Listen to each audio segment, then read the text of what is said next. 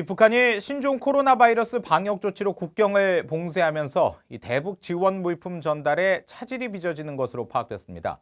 이런 가운데 세계 농업기구는 석 달 만에 북한을 또다시 식량 지원국에 포함시켰습니다. 안소영 기자가 취재했습니다. 북한인 신종 코로나 바이러스 확진자가 한 명도 없다면서도 주민들에게 연일 방역을 강화하고 있습니다.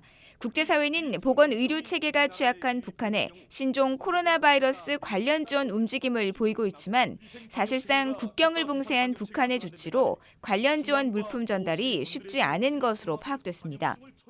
국제적십자연맹은 확진 검사기와 의료용 장갑, 보안경 등 신종 코로나 바이러스 관련 지원 물품에 대한 제재 면제를 이틀 만에 승인받고 복잡한 물품 구매 과정도 해결했지만 물자 전달이 지연되고 있다는 겁니다. One thing you need to do is have a channel to get it into the country. So we're looking at bringing it in through China and then by land from China into DPRK. 최근 대북 제재 면제를 받은 인도주의 지원단체들도 같은 문제를 지적했습니다.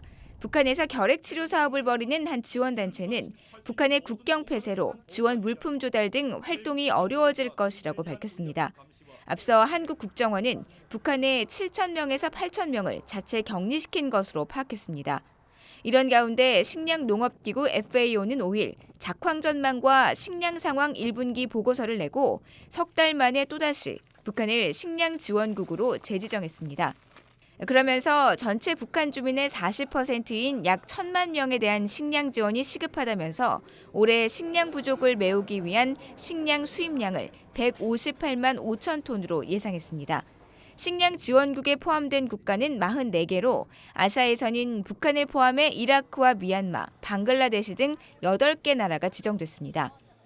앞서 북한의 김정은 위원장은 지난해 말 노동당 전원회의를 통해 북한의 농작물 생산이 전례 없는 대풍이라고 주장했습니다.